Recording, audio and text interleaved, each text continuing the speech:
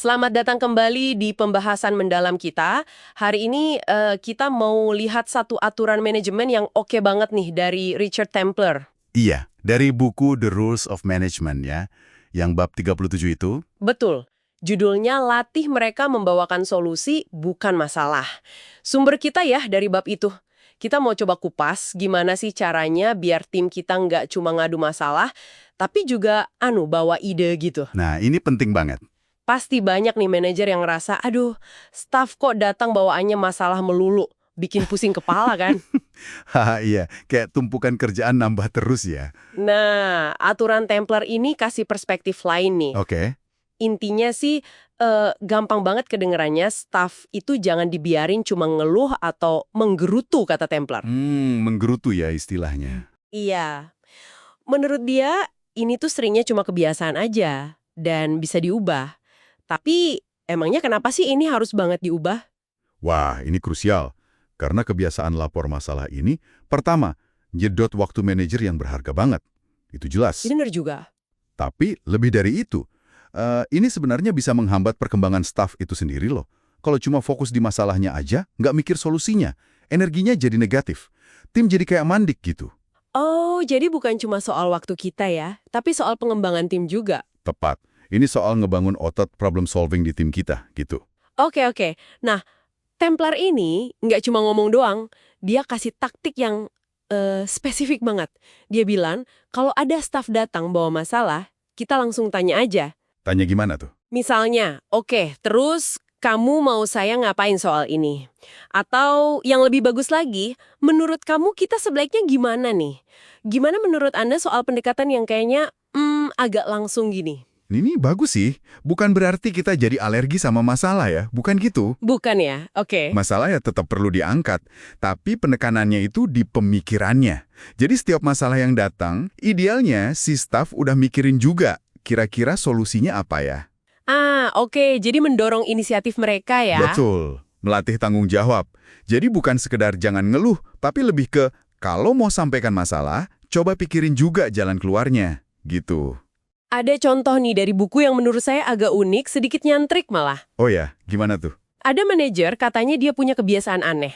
Dia minta stafnya sebutin solusinya dulu, baru nanti dia coba tebak masalahnya apa. Kayak main tebak-tebakan gitu. Wah, menarik itu. Kayak dibalik ya. Iya kan? Tapi efeknya kuat kayaknya ya. Pasti. Itu maksa staf buat, apa ya, mikir lateral. Jadi cari solusi dari sudut pandang lain yang mungkin nggak kepingiran sebelumnya. Fokusnya jadi ke penyelesaian, bukan kejebak di masalahnya. Contohnya gimana tuh? Nah, di buku dicontohin, misalnya ada staf ngerasa, petugas keamanan kok kayaknya nggak bener ngecek CCTV-nya. Nah, biasanya kan langsung lapor aja. Pak, Bu, CCTV nggak dicek gitu kan? Iya, tapi dengan aturan ini, si staf didorong mikir dulu, oke, solusinya apa? Mungkin dia usul, bikin log cek harian. Atau mungkin supervisor cek acak. Atau ide lain. Jadi dia bawa usulan konkret ya? Betul. Baru setelah punya ide solusi, dia datang ke manajer. Ini kan secara nggak langsung nanemin rasa kepemilikan. Masalahnya jadi urusan bareng, bukan cuma dilembar ke manajer. Kebayang sih, mungkin di awal-awal staff ada yang agak gimana ya, resisten gitu. Mikirin solusi kan tugasnya manajer. Pasti ada. Makanya perlu sabar dan konsisten ya. Gimana tuh nyikapinnya? Ya dijelasin tujuannya. Bukan buat nyusahin, tapi buat ngembangin kemampuan mereka sendiri. Dan kita juga perlu apresiasi usahanya. Nggak harus solusinya sempurna kok. Yang penting ada niat mikir ke arah sana. Oke, jadi ini investasi jangka panjang ya? Betul. Lama-lama jadi budaya baru di tim. Jadi ini bukan cuma soal mindahin kerjaan, tapi malah memberdayakan ya. Staff jadi problem solver, bukan cuma problem spotter. Tepat sekali. Ini pasti bikin mereka lebih pede dan lebih engage juga kan? Iya. Dan peran kita sebagai manajer jadi berubah. Nggak lagi jadi pemadam kebakaran sendirian. Tapi Jadi kayak pelatih, fasilitator, kita bantu kembangin potensi tim, kita kelola proses nemuin solusinya, bukan cuma nerima masalahnya aja. Itu kan inti manajemen yang bagus. Memberdayakan orang. Sip. Oke, jadi kita rangkum ya poin utamanya. Latih tim kita buat mikir selangkah lebih maju kalau nemu masalah. Iya, biasain tanya, ide solusinya apa? Atau menurut kamu enaknya kita gimana? Gitu. Dengan konsisten begini manfaatnya double ya. Betul.